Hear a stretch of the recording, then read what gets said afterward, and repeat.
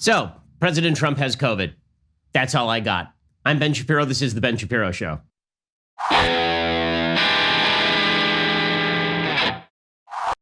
The Ben Shapiro Show is sponsored by ExpressVPN. Stand up for your digital rights. Visit expressvpn.com/Ben. Well, there it was, sitting like Chekhov's gun at the top of the mantelpiece. And it was only a matter of time until Chekhov's gun was fired, of course. In just 1 second, we'll get to all of that. First, let us talk about the fact that you require better cell phone coverage. I mean, the same cell phone coverage that you would get with any other major company. But the fact is that you don't need to be spending all that much money on your cell phone coverage. You are probably spending way too much money on your cell phone coverage. In fact, well, that is why you should be checking out Pure Talk USA. Look at your cell phone bill where it shows data usage. The average person who switches to Pure Talk is using less than 4 gigs of data a month. The big carriers are charging you for unlimited data, which is like paying for an entire row on an airplane, but you only need 1 seat. That's how Pure Talk saves the average person over $400 a year on their wireless service. Unlimited talk, text, 2 gigs of data, all for just $20 a month. And if you go over on data usage, they won't charge you for it. Folks switching to Pure Talk, it's the easiest decision you will make today. You can save all sorts of money, and all sorts of money means saving all sorts of time as well. Grab your mobile phone, dial pound 250, say Ben Shapiro. When you do, you'll save 50% off your first month. Dial pound 250, say keyword Ben Shapiro. Pure Talk is indeed simply smarter wireless. Go check them out right now. Dial pound 250 and say keyword Ben Shapiro. Again, that is pound 250 and say keyword Ben Shapiro. Okay, so obviously the big news of the day, of the month, of the year, is that President Trump has been confirmed to have COVID. He tweeted this news out last night. He tweeted out that he and the First Lady have both been tested positive for COVID. He tweeted tonight, Flotus and I tested positive for COVID-19. We'll begin our quarantine and recovery process immediately. We will get through this together. And, you know, naturally, all the same people on Twitter with the blue check marks, who you would expect, have been just about as nasty as you would expect. Some people have not been. Some people have been pretty classy about it. We'll get to that in a second. But the White House doctor did release a note on this. The White House doctor acknowledging that the president has come down with COVID. Here is the letter. It says, I release the following information with the permission of President Trump and First Lady Melania Trump. This evening, I received confirmation that both President Trump and First Lady Melania Trump have tested positive for SARS-CoV-2 virus. The President and First Lady are both well at this time. They plan to remain at home within the White House during their convalescence.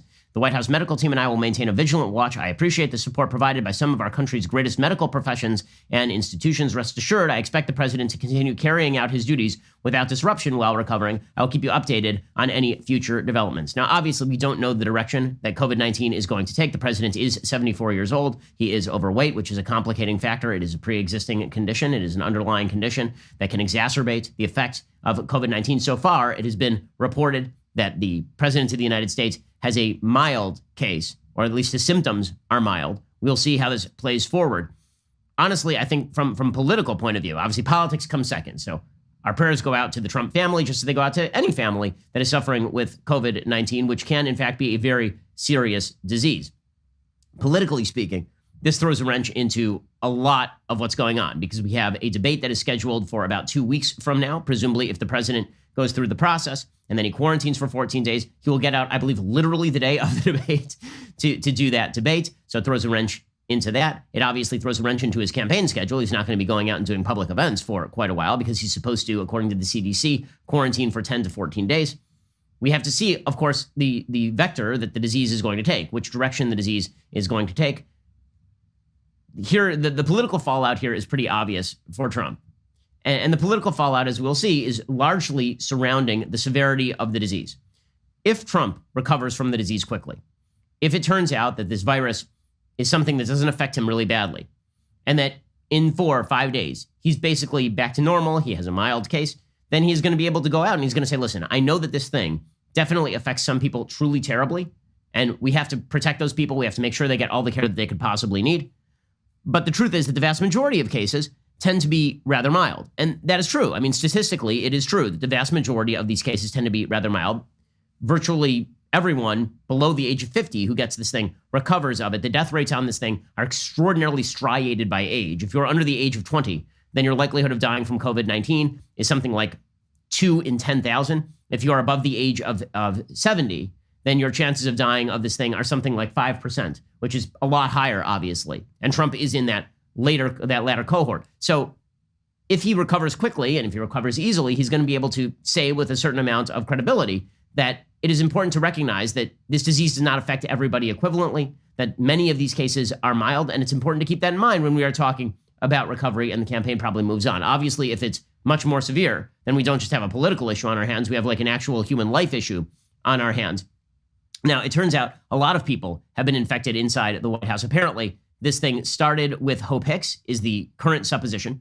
Hope Hicks, of course, is a top aide to the President of the United States. Other people who have tested positive at this point include Ronna McDaniel. She's a guest a little bit earlier on the show this week. Ronna McDaniel, the chairwoman of the RNC, according to the New York Times, has tested positive for COVID and is experiencing mild symptoms, according to several people briefed on the situation. Ms. McDaniel is the latest person in frequent contact with Trump to test positive for the virus. Apparently, she received her diagnosis on Wednesday, and after a crowded donor event in March at Mar-a-Lago, the president's private club in Florida, Ms. McDaniel felt ill, but she tested negative way back then. Of course, Trump is not the first world leader to be infected. Prime Minister Boris Johnson of Britain had a very serious case. I mean, he was actually hospitalized. President Jair Bolsonaro of Brazil tested positive as well. Bolsonaro's case was much milder than Johnson's case. Both of those men are significantly younger than Trump. He is older and probably at higher risk, just on a basic medical level, than either of those people. It is true that a lot of people today are pointing out, Trump's personal behavior, and we'll get into that in just a second.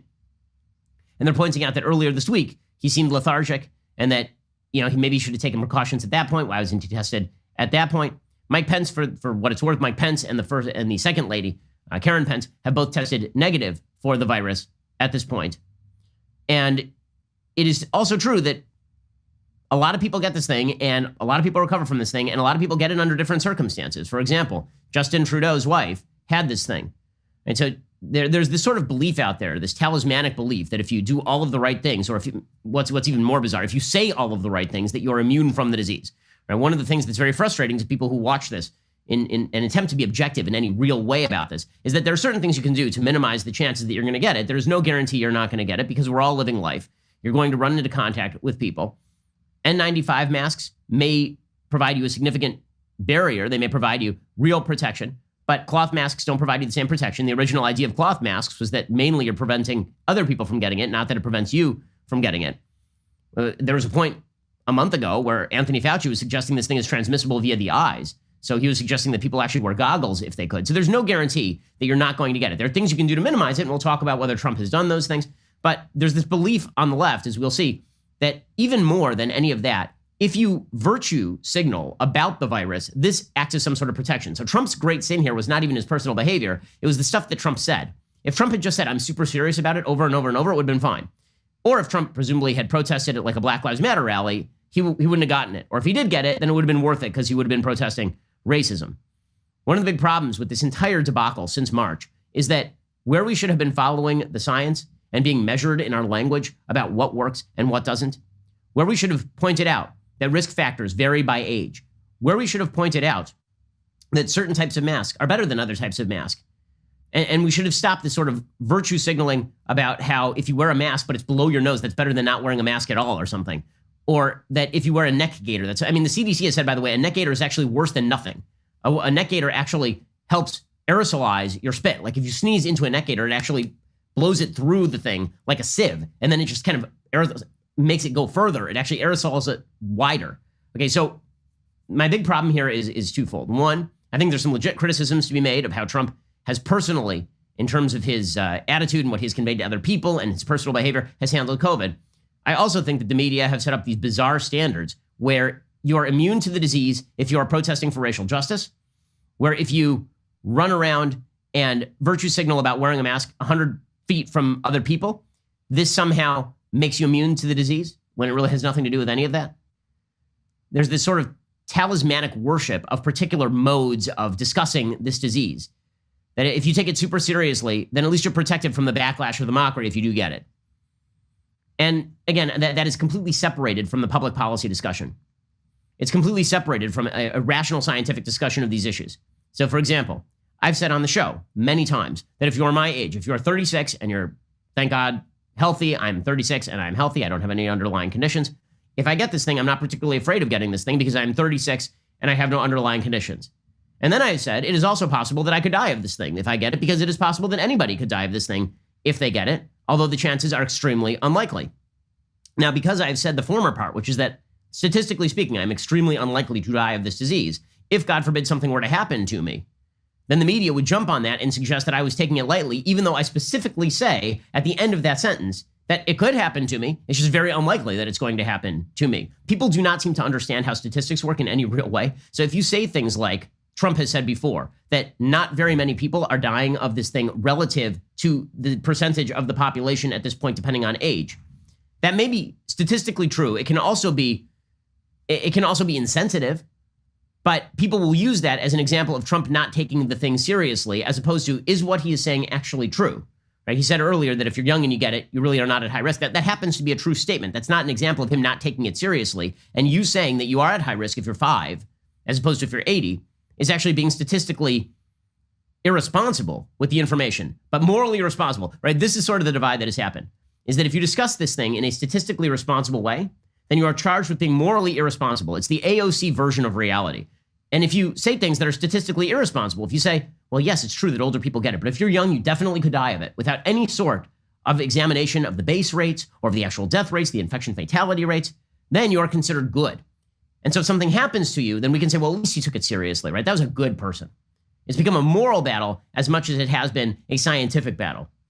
We'll get to more of that in just one second, and we'll trace President Trump's actions over the past few days. Members of the media are starting to go nuts because now they are saying that Kayleigh McEnany was exposed to this thing back on Wednesday. Did she know that she was exposed to this thing back on Wednesday when she did her presser? Yes, I'm sure Kayleigh McEnany walked into the press room and just deliberately blew COVID all over everybody. I'm sure that she hates the press that much, Kayleigh McEnany. I mean, we're getting a little bit over our skis here, guys. We'll get to that in just one second. First, let us talk about the fact that you actually don't want to be going to the auto body store right now, auto parts store. You don't want to do it. In fact, why would you ever want to do it? You're going to be overpaying for the same auto parts that you would get if you just went online. Just like everything else. Shopping online, it is competitive, it is faster, it is easier, it is less expensive. Go check out rockauto.com. They always offer the lowest prices possible rather than changing prices based on what the market will bear, like airlines do. Why would you spend up to twice as much for the same parts? RockAuto.com is a family business serving auto parts customers online for 20 years. Head on over to rockauto.com to shop for auto and body parts from hundreds of manufacturers. Best of all, prices at rockauto.com are always reliably low and the same for professionals and do-it-yourselfers. Why would you spend up to twice as much for the same parts? The rockauto.com catalog, it's unique, it's remarkably easy to navigate. You can quickly see all the parts available for your vehicle and choose the brands, specifications, and prices you prefer. They've got amazing selection, they've got amazingly low prices, and all the parts your car will ever need. RockAuto.com. Head on over to RockAuto.com right now. See all the parts available for the car or truck and write Shapiro in their How Did You Hear About Us box so they know that we sent you. Again, write my name, Shapiro, in their How Did You Hear About Us box and they know that we sent you. That helps our advertisers and it helps the show. We really do appreciate it. Check out RockAuto.com. Okay, so there are now questions as to how many people Trump has come into contact with. So obviously, he debated Joe Biden a little bit earlier this week. They were socially distanced in that debate. They look like they were probably 10 feet apart. Now, it was a very loud debate. Right? I assume that Joe Biden is being continuously tested, as well he should be. I mean, Joe Biden is 78 years old, and he does not look like he is in significantly wonderful health. So I'm hoping, truly, that Joe Biden is being regularly tested. By the way, I hope that everybody who's suspicious that they might have symptoms is regularly tested, or that if you're going to be in contact with somebody who is vulnerable, that you're regularly tested. I've been, I would say pretty meticulous on this sort of stuff. I think since March, I've been tested some 5 times, knowing that I was going to be in contact with somebody else. I've had an antibody test twice. Really, I believe that testing is a very, very good thing, and I'm hopeful, and I'm sure that Joe Biden has been tested for this thing. But the president was in contact with Joe Biden a little bit earlier this week. Apparently, it was evident earlier this week that he was feeling poorly. Like as of Tuesday, Wednesday, it became pretty clear that he was a little bit under the weather. According to the UK Daily Mail, fears that the president may have contracted the virus were raised after it was revealed that Hope Hicks had traveled on both Marine One, the presidential helicopter, and on Air Force One in the last 7 days, which transported the president and his staff to the presidential debate on Tuesday and other campaign rallies around the country. Hicks also traveled with the president to a rally in Pennsylvania last Saturday, where she was seen maskless and clapping to the Village People's YMCA. She's also been pictured with Jared Kushner and other senior White House staff in that time. Now, Jared and Ivanka have both tested negative for COVID. So that means that the Pences have tested negative. It means the Kushners have tested negative. Trump and his wife have tested positive. Ron McDaniel has tested positive. That's what we know thus far. So here is sort of the timeline. September 26th, the Trump family flew to Pennsylvania, where they did a bit of an event. The president did meet with Judge Amy Coney Barrett a little bit earlier this week. Again, right now, the date is October 2nd. So the chances that he conveyed it to Amy Coney Barrett are extremely, extremely low. I'm sure she's been tested as well. Democrats are trying to claim, by the way, that this should be a case for pushing off the confirmation for Amy Coney Barrett. Amy Coney Barrett doesn't have it. And by the way, even if she did, that would not be a case for pushing off the confirmation so long as she is capable of zooming into the session. I mean, they literally had James Comey testify in front of the Senate by Zoom. So Amy Coney Barrett could do exactly the same thing. On September 28th, President Trump gave an update on COVID-19 testing strategy with the VP before meeting with White House trade advisor Peter Navarro to inspect a new electric pickup truck. On September 29th, he went to Ohio. Before boarding Marine One, the president was pictured waving to crowds of supporters. During the debate, they stood, Trump and Biden, over 6 feet apart, but they did not wear masks, obviously. On September 30th, which is just a couple of days ago, at which point it is probable that Trump had contracted COVID, right? Because Hope Hicks was confirmed on Wednesday. Ivanka Trump shared a picture of her Instagram account with her and her dad on Air Force One. Later that day, the president traveled again with Hope Hicks to another campaign rally, this time in Duluth, Minnesota. He was seen in front of a large crowd of people, many of whom were not wearing masks. He threw a hat into the crowd on October 1st. Before Trump would later announce his positive test results, Ivanka was pictured visiting Charlotte, North Carolina, mingling with members of the public, and Trump attended a fundraiser in New Jersey where he participated in a roundtable with a bunch of supporters, apparently many of whom are now very nervous because he was in close proximity to them. All of this, of course, raises questions about the president's personal behavior in the aftermath of Hope Hicks doing this. Should he have been acting this way? Should he have been in close contact with people? Given the fact that he is 74 years old and, again, overweight, if I were advising the president, I would have told him a long time ago that he should be masked up in close proximity to people. I've told my own parents they should be masked up in close proximity to people, and my parents are 64, not 74. I tend to be on the cautious side. Now, Trump is fully capable of choosing what he wants to choose. There's certain risks that come attendant on that. It's a free country.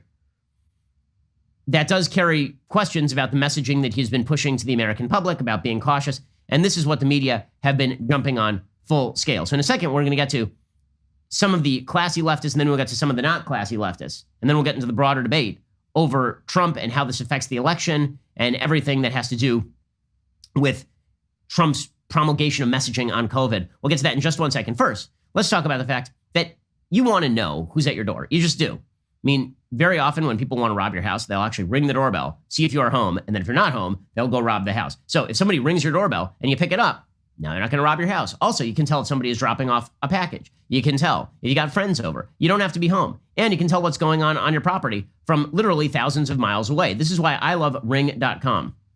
Ring has everything you need to protect your home. See and speak to whomever is at your door from anywhere with video doorbells. Keep an eye on every corner of your house with easy-to-install indoor and outdoor cams. Protect your whole home with Ring Alarm, a powerful, affordable, whole home security system you can easily install yourself. And I've been using Ring on my own property for years. We've experienced significant security threats in that time, and Ring has been indispensable in making sure that my wife felt safe and also that we could alert people in case, God forbid, something went wrong. Also, it's allowed me to keep track of my wild children who are little suicide machines. I can see them running around the property and make sure that they're not doing something that will require immediate medical assistance. Got a special offer on the Ring Welcome Kit at ring.com/Ben. It comes with the Ring Video Doorbell 3 and the Chime Pro. It is the perfect way to start your Ring experience, plus free 2-day shipping. Go to ring.com/Ben. Again, that is ring.com/Ben. Okay, so as I say, some people have been classy about this. Some people have not. Rachel Maddow was classy about this. She tweeted out, "God bless the president and the first lady. If you pray, please pray for their speedy and complete recovery and for everyone infected everywhere. This virus is horrific and merciless. No one would wish its wrath on anyone. We must get it spread under control. Enough." Okay, that is a classy response. Joe Biden, for his part, sent a classy response. He tweeted out, "Jill and I send our thoughts to President Trump and First Lady Melania Trump for a swift recovery. We will continue to pray for the health and safety of the president and his family." This is the proper response. Then there are the people, the blue checks on Twitter, who were giving, I would say, rather improper responses. So just one example. The former national spokeswoman for Hillary Clinton's 2016 campaign and former Obama White House staffer, her name is Zara Rahim. She tweeted out, literally, "It's been against my moral identity to tweet this for the past 4 years, but I hope he dies." Doesn't seem that nice. Linda Sarsour, who is a delight, she tweeted out, "Seems like someone don't want to go back to the debate stage. So apparently he's now faking COVID in order to avoid debating Donald Trump." Yes, I am sure that is what's happening. George Conway, always classy. He tweeted out, "He failed to protect the country. He couldn't even protect himself." Yes, that's delightful.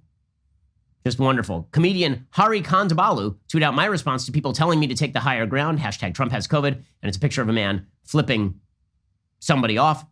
Marley Rivera, a sports writer for ESPN, said, there is a God.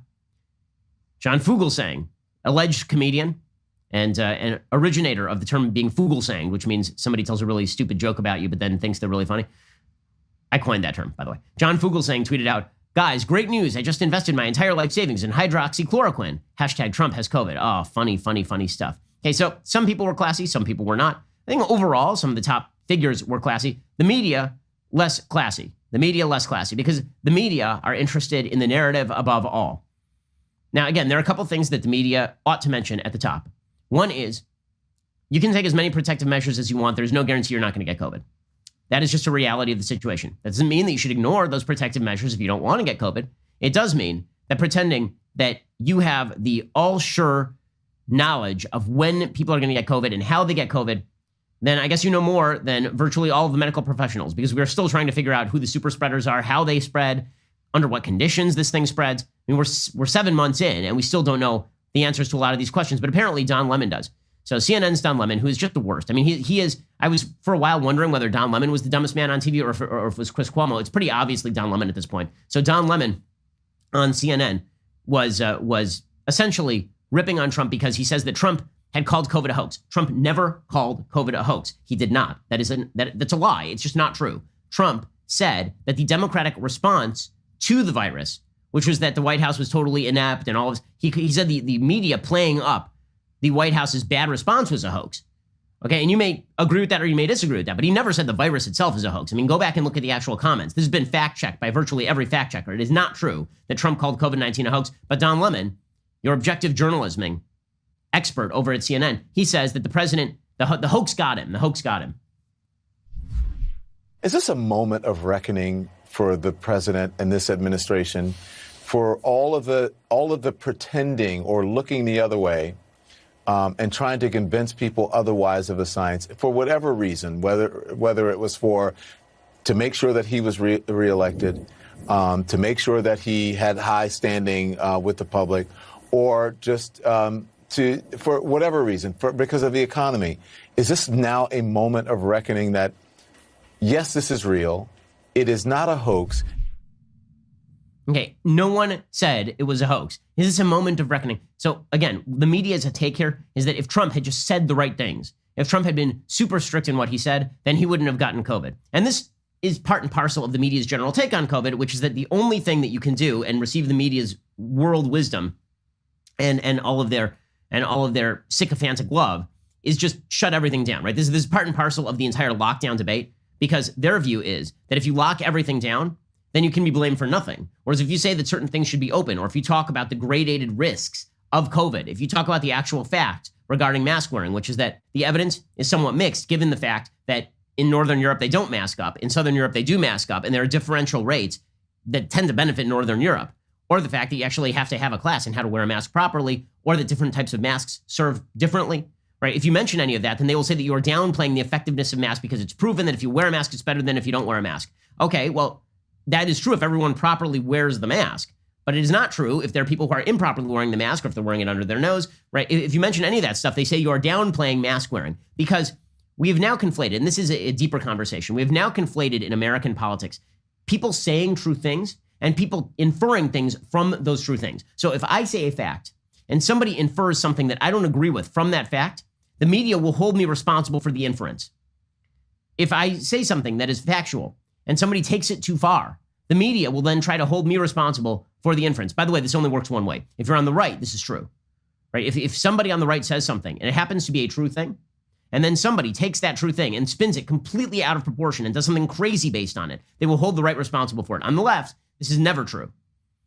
On the left, you can say virtually anything you want, whether it's true or false, and the media will never hold you responsible for the baseline factual truth or falsity of the situation. But this is one of the things that's happened with the entire COVID discussion. So if Ron DeSantis in Florida says, here, by age and by pre-existing condition is the death rate on COVID, they will say, look at that. People are going to take that, and now they're going to be irresponsible, and that's Ron DeSantis' fault. Why is that Ron DeSantis' fault? Do we have to assume that people don't have agency? I mean, the basic bottom line leftist view is that people very often do not have agency. Their view is that only the government can mandate things. But this ties into how people are responding to all of this. Okay, because it turns out that Trump's attitude and what he says are very often in conflict. People have drawn messages from Trump that Trump himself has not necessarily said. So I'll take a perfect example. So we'll take a perfect example from the debate. We'll get to that in just 1 second. First, let us talk about the fact that you need to protect your online data. You do. Well, I'll tell you, one of the ways you can protect your online data is to get PCmatic. It's a next-generation antivirus designed to stop modern threats like ransomware. Independent testing firm AV-Test, they just named PCmatic top performer in the cybersecurity industry, giving it the Best Performance Award for 2019. Only PCmatic has American research, development, and support. PCmatic's competition is foreign-made, often in countries where malware originates. And PCmatic will block those annoying and malicious ads for hassle-free web browsing, makes your computers faster and more reliable even after years of use. One of the things that's so beautiful about PCmatic is that it protects virtually all devices, Windows computers, including XP Vista, Windows 7, 8, and 10, Windows servers. It protects Macs, MacBooks, Android phones, and tablets. And it's just $50 for 5 devices for 1 year with a full 30-day money-back guarantee. They're constantly evolving. They're constantly fighting back against the malware threat to your computer. There's nothing worse than malware hitting your computer. It's happened to me. It is just terrible. PCmatic puts a stop to all of that. To access their special offer, $50 for 5 devices for 1 year, a full 30-day money-back guarantee. And right now, if you act, PCmatic has offered my listeners a free month of security protection with the purchase of an annual license. Just head on over to PCmatic.com/Ben. Again, to get that world-class security with that special deal, keeps your computer running great, go to PCmatic.com/Ben. That is PCmatic.com/Ben. Okay, so let's talk for a second about some of the stuff that Trump has said. Because very often Trump will say something that is fairly factual, but said in a particular manner. And so the media focus in on the matter rather than on the fact of what he is saying. Perfect example. Yesterday, Kyle Griffin, who's a senior producer for MSNBC's The Last Word, he tweeted out, Trump doesn't wear masks. Trump doesn't promote social distancing. White House staff don't wear masks. White House staff don't social distance. Trump holds large rallies and events where no one wears masks and no one social distances. Okay, so there's truth to some of this and there's untruth to some of this. So Trump sometimes does wear masks. Trump does, at his rallies, social distance from the other people in the crowd. I don't know what it means to promote social distancing, right? He's literally said in speeches and from the White House rostrum at the press conferences that people should socially distance, and he has said that you should wear masks. One of the problems for Trump is that he has said so many things on this issue that people can sort of pick and choose from the tree. I'm not going to pretend that Trump has been consistent in his messaging because he is not. And it's that inconsistency in messaging that politically is coming back to bite him right now. The fact is that if Trump had said, listen, if you're under the age of 50, the threat to you is not particularly grave, go out and do what you want. And then he had held by that. He said, but listen, I'm 74, I'm wearing a mask, I'm socially distancing. Then you live by that. But he's sort of been on all sides of the issue. So, the wishy-washiness of it is kind of a problem. But it is not true that Trump never wears masks. It's not true that Trump never promotes social distancing. As far as White House staff not wearing masks, some White House staff do wear masks. Other White House staff do not wear masks. As far as White House staff not socially distancing, some White House staff do. Some White House staff do not. I know many members of the White House staff. And as far as him holding large rallies and events where no one wears masks and no one socially distances, again, the media don't really have that much of a leg to stand on here, given the fact that they have been promoting huge open-air rallies with people not masked dancing around like idiots in the streets for months at a time. Right? So there's a bit of hypocrisy there as well. Okay, so perfect example of the difference between Trump saying something that happens to be kind of factually true and the implication taken away from it and Trump being blamed for the implication. I think sometimes that's fair. I think sometimes that's not. Right? Trump attitudinally doesn't like the masks. You can tell, right? Attitudinally, Trump is not a fan of the masking. He's been very wishy-washy about it from the beginning. Does that mean that he has overtly told people don't wear masks? No, he has not said that. But we'll take an example. So during the debate, here was Trump mocking Biden for wearing a mask uselessly. Now, people are going to ignore the last word of that sentence, uselessly.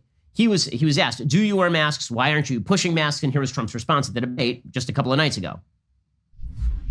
Are you questioning No, I think the masks are efficacy okay. of You have masks? to understand, if you look, I have a mask right here. I put a mask on, when I think I need it. Tonight, as an example, everybody's had a test, and you've had social distancing and all of the things that you have to. But I Just wear like your masks rallies. when needed. When needed, I wear masks. Okay, let me ask. I don't wear masks like him. Every time you see him, he's got a mask. He could be speaking 200 feet away from it. He shows up with the biggest mask I've ever seen. Okay, people took this clip and they said, okay, that's Trump not promoting mask wearing. Okay, but if you actually read the text of it, he is saying Joe Biden is over here not wearing the mask like 200 feet away. He's like 200 feet away from people and wearing a mask. That's very silly. Okay, it is silly to wear a mask if you're 200 feet away from other people. There's no reason to do that. But people took that as Trump is dismissive of masks overall. And this does go to the power that I think that many members of the media and many members of the left think that political figures have over people's lives. So people on the left believe that the reason that Joe Biden should wear a mask is because he needs to model to the American public that you need to wear a mask in all circumstances. And that if he is wearing a mask 200 feet away from everybody else, then you should certainly be wearing a mask in close quarters. Whereas Trump doesn't tend to model that behavior very well. There's a lot of pictures of him not wearing a mask when he is fairly close with other people, and he's not modeling the behavior. And the case up till now has been, well, he's not modeling the behavior because he's one of the most tested people on earth. He's surrounded by a bubble. And, you know, that's the way it works. I mean, people around him are being regularly tested, presumably. Well, now that he's gotten that, that's come to bite him in the butt, for sure. But if you watch that clip, he's not saying never wear a mask. The media take that as he's saying never wear a mask. And this has become the media's talking point, is that masks are some sort of full-on guarantee. So here is Chris Cuomo, the other block of wood over at CNN, saying that Trump wouldn't have needed to quarantine if he and his staff wore masks all the time. The president may have to self-quarantine. And but that's how it should be. That's how it should be. And if she had had a mask on. Yeah. And if he had had a mask on, the chance that she would be sick This is more now. about the person at the top setting the example. If the president had said, if he had made it mandatory in his meetings, when he's in contact with her, to wear a mask, then we may not be in this situation. He just needed to pull a Biden. Yeah. If he had that mask on everywhere, nobody would be making fun of him because he's the only one who makes cracks about masks. Yeah. Okay, so just to point out here, Chris Cuomo had this thing. Was Chris Cuomo not masking up? Right, Chris Cuomo famously had this thing. How'd he get it? His entire family, by the way, got it. And so the sort of celebratory nature of a lot of the media coverage of this, which is like karma has come to get Trump. Karma has come to get Trump. So I'll be honest with you, I think that it will have some effectiveness. Just politically speaking, I think it will have some effectiveness because the American public basically breaks down into three groups. It breaks down into a group of people who say that the virus is so serious that it's going to kill everyone. There are people who are sort of panicked about the virus to the point where a 28-year-old will say, I'm not, like this literally happened at a local school. I know a lot of the parents there. A 28-year-old teacher who was in good health sent an email to the parents saying, I would come to school and I'd be willing to take a bullet for your kids at school, but I'm not willing to die by getting COVID from your kids. She's 28 and in good health. Okay, that's very silly. So there's one group of people who are taking this so seriously that they've actually moved beyond the data points. Then there are a group of people who are taking it so not seriously, they've actually moved beyond the data points. These are people who are like 70 years old, going to rallies in close contact with other people. They have comorbidities. Like that's also not particularly smart. And then there are a bunch of people, I think, who are in the middle, who are just kind of cautious about this and who don't particularly love the masking. They don't hate the masking. They just are like, okay, what do I need to do to get back to my regular life? Like I take it about as seriously as I need to take it. And they kind of waver day to day on how serious this thing is because people do emotionally tend to waver. When you see Tom Hanks has it and then you're recovered, you're like, okay, maybe it's not that bad. And then when you see Herman Cain had it and he died, you're like, okay, this is really, really bad, right? It could kill a lot of people. What happens to Trump personally is now fully tied up with where we go as a country on COVID, which is kind of stupid, but that's how the human brain works, unfortunately. The reason I say it's stupid is because public policy should not be attached to anecdotal evidence. Public policy should be attached to the best available data. Public policy should be about how you make the best policy for the greatest number of people. It should not be about your attitude about Trump or Trump's attitude about masks or what you take from Trump's attitude about masks. You're supposed to be an independent human being who's able to make their own analysis of the issues and of the data. That doesn't excuse people when they take things too lightly or when they take things way too seriously. It does mean that you as an individual responsible human being, you ought to be looking at the data. And when we make public policy, we shouldn't be basing it on like, well, did Trump had a super serious case or a not super serious case? But unfortunately, people are very frequently dumb animals. We are all dumb animals. And we have amygdalas. We have fear centers. And so if Trump gets this thing very seriously, then the chances of future lockdowns are going to be much greater.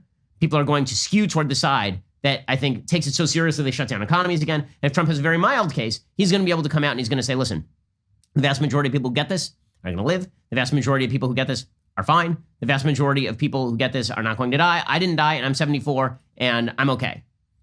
And maybe people will be like, oh, okay, well, you know, that's true. People tend to respond to anecdotal evidence in a way they do not to data. And that is just a flaw in the human brain. It also happens to be true that when we discuss public policy on this stuff, it is extremely political. So one of the tweets that was getting, one of the clips that was getting tweeted out a lot after it came out that Trump has COVID was this clip from earlier in the day where Trump said that the end of the pandemic is in sight. Here's what Trump had to say. We have reduced the fatality rate by 85% since just April.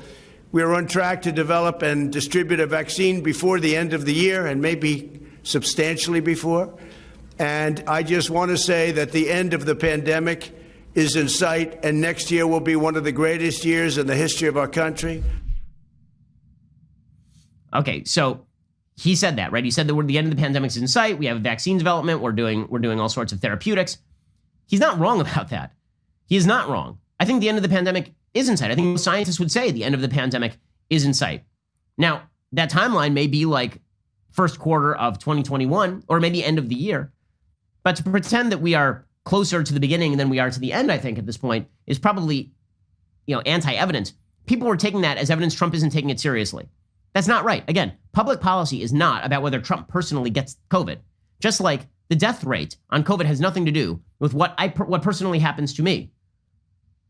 People's unbelievable misunderstanding of the data is really a problem, right? If I were to get COVID and God forbid I were to die, people would immediately go, well, it must be very, very dangerous for people my age. It is not very dangerous for people my age. I just happen to be the unlucky dude who drew the black marble out of the bag of 1,001 marbles, 1,000 of which were white. That does not mean that it's super dangerous for everybody else in my age cohort.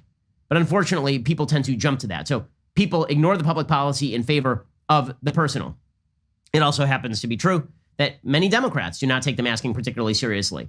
Yesterday, the Democratic Pennsylvania governor and a state rep were caught on a hot mic joking about masks being political theater, which is always a good look. By the way, it is true that when Trump has criticized, some forms of mask wearing, I don't know about you, everybody's now wearing masks. I live in LA, at least for the moment, and everybody in LA is wearing masks. Many of them are wearing masks improperly. Like, you actually have to have a class in PPE when you are a doctor. My wife took one, right? You actually have to be told how to don PPE properly. If you take a mask, a cloth mask, and you futz around with your hands with it, and then you put it in your pocket, and then when you're drinking or eating, and then you put it back on your face, and you've been eating with your hands, right?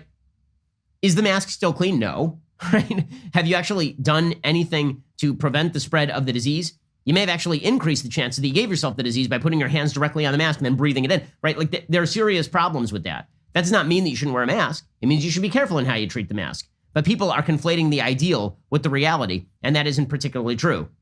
And here's the thing, a lot of Democrats even know this, right? Here's the Pennsylvania Democratic governor joking about mask theater. So Wendy, I'm going to take my mask off when I speak. I will as well. I'm waiting so that we can do a little political theater. Okay. So that it's on camera. Okay, so there they are joking about, I'm going to take the mask off as soon as I'm off camera, but when I'm on camera, I'm going to put the mask back on. So much of so people on the left will say, okay, yeah, but the virtue signaling is good because you're signaling to people that they should wear the mask.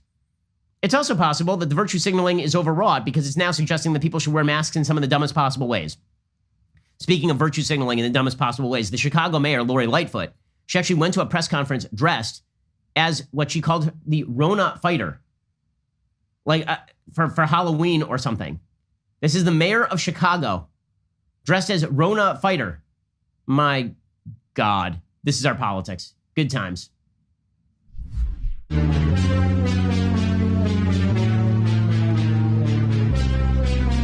It says Rona destroyer on her cape. Okay, can I just point out that Chicago has had a pretty serious bout of coronavirus? The Chicago COVID numbers are not particularly good. Okay, and they've been kind of steady right now, but they are slowly increasing. And there she is posing with a Clorox poster around her neck. I'm sorry, everything is stupid. Everything is incredibly stupid. It just is. Speaking of people following the science on the left, in a second, we're going to get to California, which has decided on standards for reopening. And the standards on reopening, shall we say, are mildly anti-scientific. When I say mildly anti-scientific, I mean wildly anti-scientific. We'll get to that in just one moment. First, let us talk about the most comfortable sheets and pillows on the market. The most comfortable sheets and pillows on the market. So my wife was getting like severe neck and back pain when she was sleeping because she was using these pillows that were basically pancake flat. And then we found My Pillow. My Pillow, it's the best thing. She has had the neck pain alleviated. She and I each have a MyPillow because we used to fight over one of them, but now we have two. We're both sleeping easier. It has made it made us feel better when we wake up in the morning, frankly, because if you sleep with a bad pillow, it can really screw up all of your chiropractics. Mike Lindell, he's the inventor of MyPillow, and Mike's latest deal is on his Giza Dream Sheets, which are made from the world's best cotton, Giza. The sheets are also fantastic. See, I spend a lot of time talking about bedding because, frankly, I don't get enough sleep. And when I do get to sleep, I want to make sure that it's extremely comfortable. So I use MyPillow sheets. I use MyPillow pillows. Okay, and they are just great. Right now, the Giza Dream Sheets are a 2-for-1 low price plus free shipping with promo code DailyWire. All of the MyPillow products come with a 60-day money-back guarantee. Just head on over to MyPillow.com, click on the radio listeners square to check out the 2-for-1 low price on the Giza Dream Sheet plus free shipping. There are also deep discounts on all other MyPillow products as well. Enter promo code DailyWire or call 800-651-1148 for these great specials. Go check them out right now. Enter promo code DailyWire. Call 800-651-1148 for these fantastic specials. Okay, in just a second, we'll get to more science of the left. Again, whenever somebody on the right gets this thing, it's like, it's a reflection of the right's anti-scientific viewpoints. If somebody on the left gets it, it's like, well, we did the best we could, and then we got it. It's because we love science that we got it, or because we love racial justice that we got it. And the gap is pretty stark. We'll get to that in just one moment. First, have to mention a few things. One, we have another Sunday special coming up. You don't want to miss a great episode this weekend. Academy Award-winning actor Jon Voight comes on the show to talk about his acclaimed acting career, his journey to conservatism, and an inside look into being a conservative in Hollywood. Head on over to dailywire.com or listen on Apple Podcasts, Spotify, or wherever else you get your podcasts. Here's a little bit of what it sounded like. End of the war, when we pulled out of Vietnam, 2.5 million people were killed. There's people trying to cling to helicopters to hold on to their lives. And I saw that and I was shocked because they showed me what communism was. So check that out. It is definitely worthwhile watching. Also, it is that glorious time of the week when I give a shout out to a Daily Wire member. Today, it's Elise, aka Wilkie Mouse on Instagram, who knows how to relax after a long weekend. In this picture, Elise has a fire going with some baked goods in the world's greatest beverage vessel nearby. The caption reads, "Third fire this weekend means it's definitely fall in New England. Spent the day figuring out how to take apart the pool, winding up the weekend with Black Rifle coffee, hot cocoa, and my leftist tears tumbler with a treat from Oxford Baking Company, listening to the official Ben Shapiro Sunday special. Love the civil conversations between people across the political aisle from each other. Fantastic. Glad you're enjoying the Sunday specials. They really are fun. We have a great set of Sunday specials coming up for you in the very near future. Like a bunch of them. Don't miss this week's show with Jon Voight. Also, if you liked our debate coverage on Tuesday night, or even if you didn't, you should go join Daily Wire right now as an insider or all-access member. If you liked it, there'll be more of the stuff you like. If you didn't like it, we'll do better next time, I promise. Get 20% off with code DEBATE so you can watch all of our upcoming debate coverage live at dailywire.com, Apple TV, or the Roku app. Members get our articles ad-free, access to all of our live broadcasts and show library, the full 3 hours of The Ben Shapiro Show, and an exclusive Reader's Pass content available only to Daily Wire members. If you're considering an all-access membership, you get to join us on All Access Live every night for online and live stream discussions. You also get not one, but 2 Leftist Tears Tumbler with your membership, as well as early, sometimes exclusive access to new Daily Wire products. So, watch the next debate with us. Get 20% off your Daily Wire membership with code DEBATE when you sign up today. You're listening to the largest, fastest-growing conservative podcast and radio show in the nation.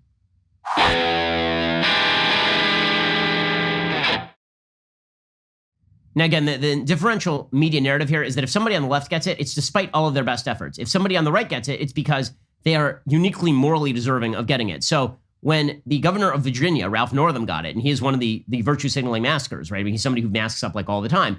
Then it was like, well, he did the best he could, and COVID just got him anyway, right? He just got it. When Trump does it, it's like, well, it's because Trump's evil. It's because Trump's evil. And it's because he doesn't follow science. Here's the problem. So much of what we are talking about is not science. Nobody is talking about science when they talk about the anecdotal situation in which people get this thing. How do we know that this isn't science? Let's talk about public policy for a second, right? Because we talk politics. I'm far less interested in the individuals who get COVID on a public policy level than the public policies we enact. Here's what California is doing on public policy. You ready for this stupidity? So, according to the Los Angeles Times, California's larger counties will not be permitted to reopen their economies further unless they reduce coronavirus infections in the hardest hit places where the poor, Black people, Latinos, and Pacific Islanders live. Under a new state requirement for reopening during the pandemic, counties with more than 106,000 residents must bring infections down in these places and invest heavily there in testing, contact tracing, outreach, and providing means for infected people to isolate. LA is one county sure to be affected along with others in Southern California. The measure is designed to ensure that test positivity rates in the most disadvantaged neighborhoods do not significantly exceed a county's overall rate, a disparity that has been widespread during the pandemic. So in other words, if there is one section of the city where nobody has it, and there's a section of the city where a lot of people have it, for a variety of reasons, including that poverty tends to be a sort of comorbidity with this thing. People are living in closer quarters. People are not masking as much. There's also significant comorbidity, racial comorbidities, right? And this exists, by the way, not just in the United States, it exists in Europe as well. People of color have been dying at a higher rate of this thing in Europe than have white people in Europe. And we're still trying to discover the reasons why. Some of those reasons may include other comorbidities that are not evenly spread across the races, like, for example, diabetes or obesity. There have been some possibilities that link this to, for example, genetic predisposition to sickle cell anemia. What this does suggest is that now they are going to take the section of the city that has no cases, and they're going to shut it down out of a misguided sense of equity, right? That now, if you have a section of the city, you have Beverly Hills, right? And Beverly Hills has no cases. And then you have South Central Los Angeles, and it has many cases. You're going to shut down both of them because it is unfair that Beverly Hills doesn't have enough cases while South Central has too many cases. Is that science in any way? You're going to shut down the entire economy and deprive people of their livelihoods and their jobs. And by the way, the ability for people in South Central to work, because many of those people work for companies that are owned by people who live in Beverly Hills. You're going to shut down the entire system because of racial inequalities? Seriously, like the entire system you're going to shut down? Makes perfect sense. Makes perfect sense. According to the state's acting public health officer, Dr. Erica Pan, our entire state has come together to redouble our efforts to reduce the devastating toll COVID-19 has had on our Latino, Black, and Pacific Islander communities. Look, we should be expending resources wherever there is a problem, regardless of race and regardless of income level. No question. We should be trying to bring down the positivity rates everywhere. But you're suggesting we now lock down perfectly healthy areas because there are other areas that are perfectly unhealthy, and the healthy areas tend to be whiter, and the unhealthy areas tend to be more minority. So we're going to punish the white people for not having enough COVID is basically the idea here, which is totally crazy. That's totally crazy. And if it were the reverse, I would be similarly offended because this is stupid. It's the exact same thing as saying that everybody who's 20 has to stay home because a bunch of people who are 80 might die from this thing. Okay, how about this? How about we just don't have people who are 20 in contact with people who are 80 for a little while? How about that? Like, there are plenty of ways that you have to look at how this disease, is this following the science? We hear science, science, science, and then nobody actually wants to follow the science. One of the reasons this thing has become such a mess is because nobody actually cares about the science. You'll have Democrats joking about masking as political theater, totally fine because they're good-hearted. You'll have states that are locking down when they have essentially 0 deaths. And the way the media report this stuff is completely irresponsible. Earlier this week, NBC News was talking about Manhattan. And they said, well, all of New York State had 11 deaths yesterday. And sure, that's way down from the 800 deaths that they were experiencing on a daily basis back in March and April. But it is higher than the 6 that they were experiencing just a couple of weeks ago. It's like, well, what? Like, those are not equivalent statements. The difference between 11 and 800 is not the difference between 6 and 11. It's just the lack of willingness to discuss the science is one of the indicators here of how political this is. That doesn't mean that Trump can't have done better or shouldn't have done better. His messaging on COVID has been one of the serious shortcomings of his presidency. It has come back to bite him in very severe ways. So what should Trump do from here? This is really one of the questions. What should Trump do from here on in? So here's my suggestion. On a political level, the president's only hope at re-election at this point, and put aside the health level, right? We're all praying for the health of the president and his wife. If something goes wrong, that's obviously a far bigger worry than the politics of this. But we do have a presidential election coming up in a month. So if you are President Trump, what do you do? The answer is you put a camera on you and you keep it on you basically full time. Right? If you are the president of the United States at this point, you should welcome the American public into the experience of COVID because people are taking it as a litmus test for how seriously we should do lockdowns. Again, people are not looking at the data. People are not looking at the science. People are just following their guts on this sort of stuff. What Trump should do is he should welcome the cameras in. He should say, here I am at my desk upstairs, quarantining. There's my camera guy. He's got the mask on. And he is taking a photograph of me. And as you can see, I am not dead, nor am I dying. And he should do this basically every hour on the hour until he is cleared of COVID. Because otherwise, what's going to happen is we're going to get the ramped up media speculation. Today, we had ramped up media speculation that Nancy Pelosi may end up president of the United States. Mike Pence and his wife are negative. He's the sitting vice president of the United States. Like, what are you guys even talking about? People were saying, what if we have to invoke the 25th Amendment? We're not there yet, guys. Okay, the president has not been incapacitated. At this point, apparently, he has a mild cold. We'll see where it goes. If the president emerges from this thing in 5, 6, 4 days, and he says, listen, guys, the symptoms are gone. I feel fine. This is the vast majority of cases. It might be an actually good reminder to the American public. Again, that statistically speaking, the vast, vast, vast, vast, vast majority of people do not die of this thing.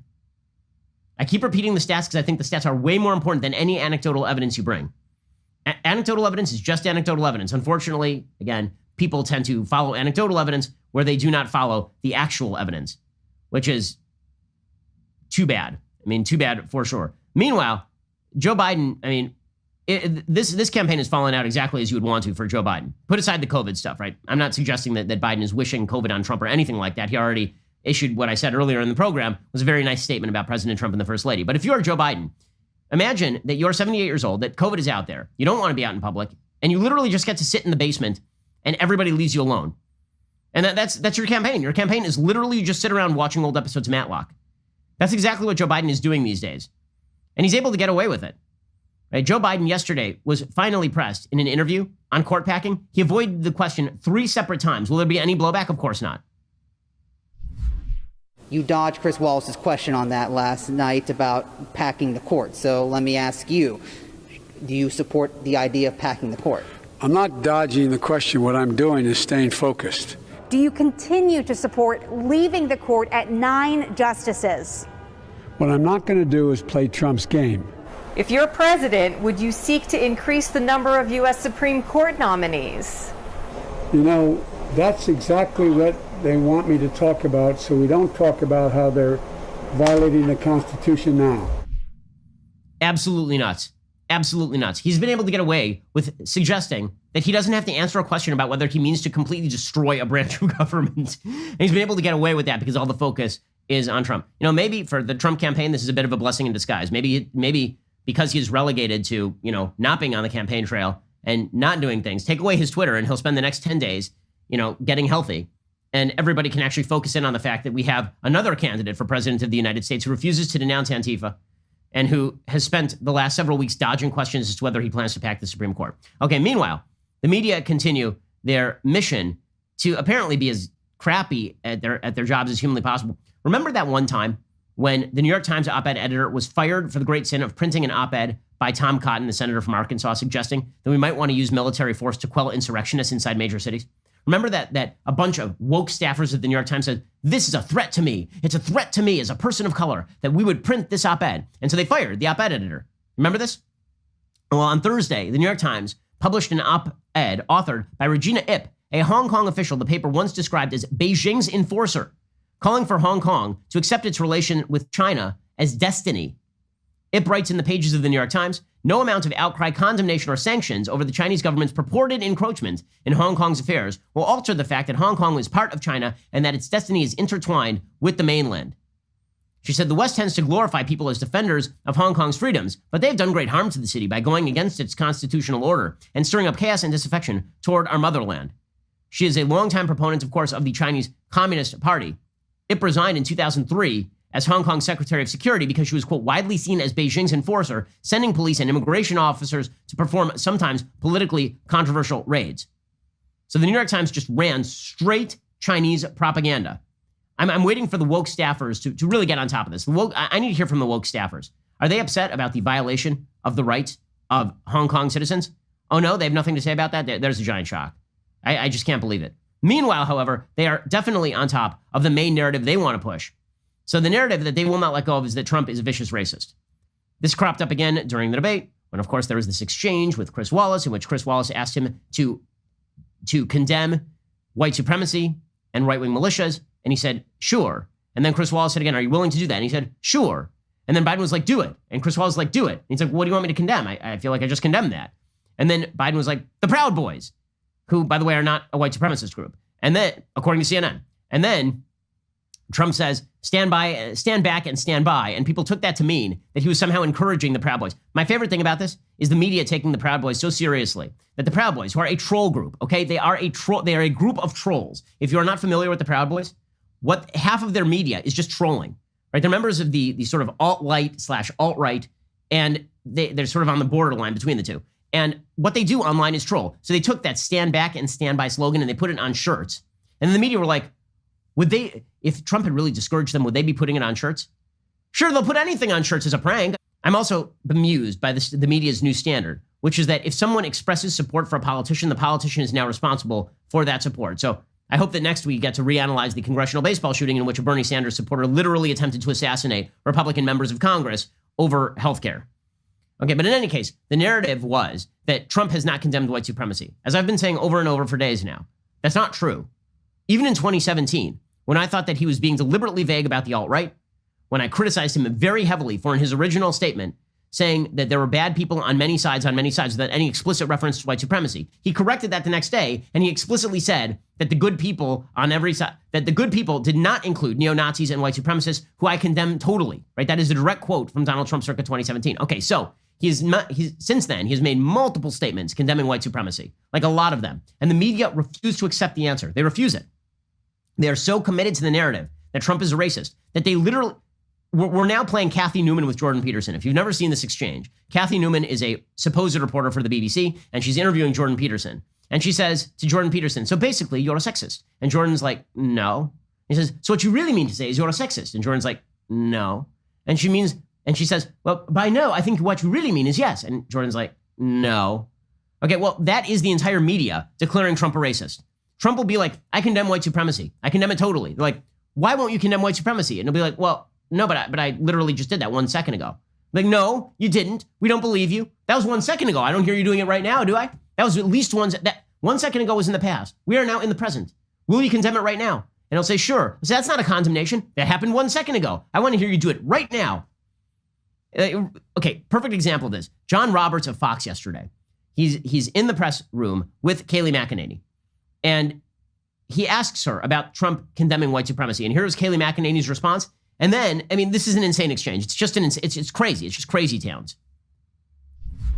As the person who speaks for the president, does the president denounce white supremacism and groups that espouse it in all their forms? This has been answered yesterday by the president himself, the day before by the president himself on the debate stage. The president was asked this. He said, sure, 3 times. Yesterday, he was point blank asked, do you denounce white supremacy? And he said, I've always denounced any form of that. I can go back and read for you in August 2019, in one voice, our nation must condemn racism, bigotry, and white supremacy. In August of 2017, racism is evil, and those who cause violence in its name are criminals and thugs, including the KKK, neo-Nazis, white supremacists, and other hate groups. I have an entire list of these quotes that I can go through with you. He has condemned white supremacy more than any president in modern history. But just to clear it up this morning, can you, naming it, make a declarative statement that you denounce, that the president denounces it? I just did. I mean, it's unbelievable. She literally reads him a statement with a bunch of statements with Trump condemning white supremacy. He's like, yeah, but will you do it right now? And she's like, I literally just did that. Because what he wants her to do, of course, is he wants her to say, the president unequivocally condemns white supremacy. And then he'll say, well, why doesn't he just say so? And she'll be like, well, here's a list of quotes. Right, but why isn't he doing it right now? Now's in the present, guys. Okay, then Roberts goes on national TV, and then he gets visibly angry at Trump not condemning white supremacy, even though Trump literally condemned it during the debate, condemned it the day after, and has condemned it at this point, I believe, about 100 times since Charlottesville. Here was John Roberts getting visibly angry again on TV to the delight of the folks over at CNN. For all of you on Twitter who are hammering me for asking that question, I don't care, because it's a question that needs to be asked, and clearly the president's Republican colleagues a mile away from here are looking for an answer for it too. So stop deflecting, stop blaming the media. I'm tired of it. I'm so tired of it. Nobody was deflecting. That's not a deflection. Crappy reporter from Vox, Erin Rupar, said she's dancing around the question. There's no dancing around the question. They're so interested in ignoring what Biden is doing that they are willing to just create this narrative out of a whole cloth. And by the way, let's not pretend that this isn't a little bit pre-planned, this entire narrative. Dean Baquet, the executive editor of the New York Times, said in the aftermath of Russiagate that he was deliberately taking staff and staffing them up on the racism angle. This is in 2019. And then shock of shocks, right before the election, we're going to get 6 months of racism discussion. Who could have predicted such a thing? Kayleigh McEnany yesterday rightly pointed out, you guys have been paying an awful lot of attention to Trump supposedly not condemning white supremacists, which he has done, or militia groups, which Trump again did yesterday. I noticed that what you're not paying any attention to is Joe Biden legitimately and clearly refusing to condemn Antifa in any way, while Antifa has conducted acts of violence in major American cities across the country for months on end. She's, of course, totally right about this. Here is Kayleigh McEnany. Something else lost upon the media is the absolute turning of a blind eye to Antifa. Carrying the water for Democrats, the media, it apparently agrees with Jerry Nadler that Antifa violence is a myth. In August Senate hearings, Democrats refused to condemn Antifa. Again, no journalistic curiosity here. Ideas do not target police officers. Ideas do not burn down buildings. Ideas do not kill innocent Americans. Organizations do.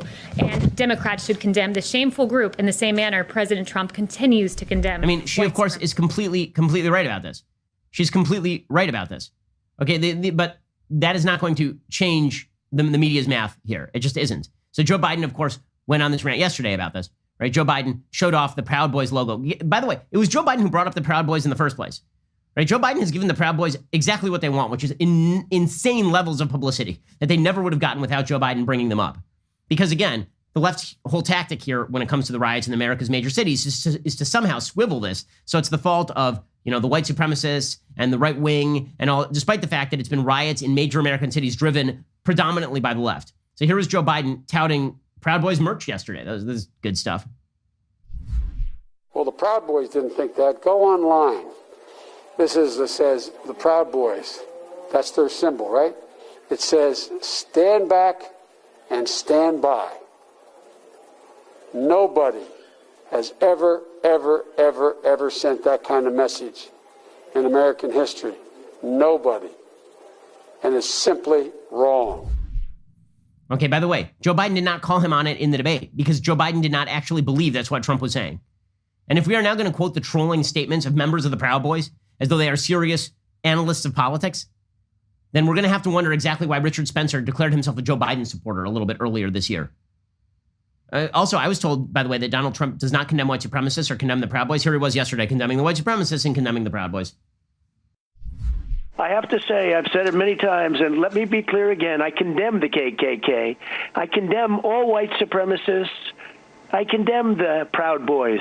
I don't know much about the Proud Boys, almost nothing, but I condemn that. But he should condemn also Antifa. Antifa is a horrible group of people.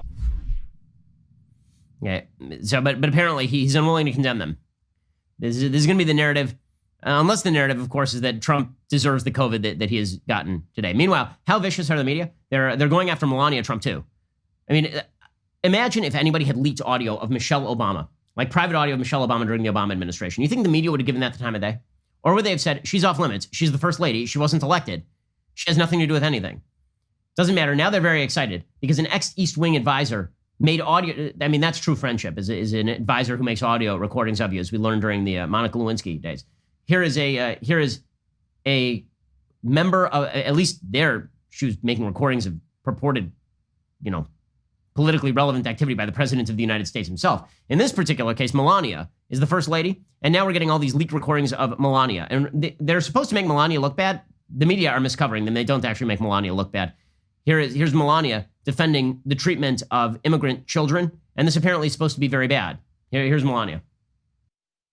All these kids that I met, they are here in the shelters because they were brought by it through coyotes, the people, or trafficking, and that's why they put them in jail. And the kids that they go in shelters, and the way they take care of them, it's they even said, the kids, they say, wow, I will have my own bed, I will sleep on the bed, I will have a cabinet for my clothes. It's so sad to hear it, but they didn't have that in their own countries. Right. Okay, so that is apparently her being unsympathetic. I'm confused as to how that's her being unsympathetic. But again, the media are willing to run with any anti-Trump narrative, including anti-Trump narratives that hit Melania for some odd reason. Alrighty, we'll be back here later today with 2 additional hours of content. Otherwise, we'll see you here on Monday for all of the latest updates. Again, have everybody who has COVID-19 in your thoughts and prayers this weekend. It was hard to imagine this news cycle could have gotten any crazier, but God apparently decided to dump out all the crazy in 2020, which means I would hope that 2021 might be slightly calmer, since maybe he's exhausted the supply. If not, well, I don't know what to tell you. I'm Ben Shapiro. This is The Ben Shapiro Show. The Ben Shapiro Show is produced by Colton Haas. Our technical director is Austin Stevens. Executive producer, Jeremy Boring. Our supervising producers are Mathis Glover and Robert Sterling. Assistant director, Pava Wydowski. Our associate producer is Nick Sheehan. The show is edited by Adam Sayevitz. Audio mixed by Mike Coromina. Hair and makeup is by Nika Geneva. The Ben Shapiro Show is a Daily Wire production. Copyright Daily Wire 2020.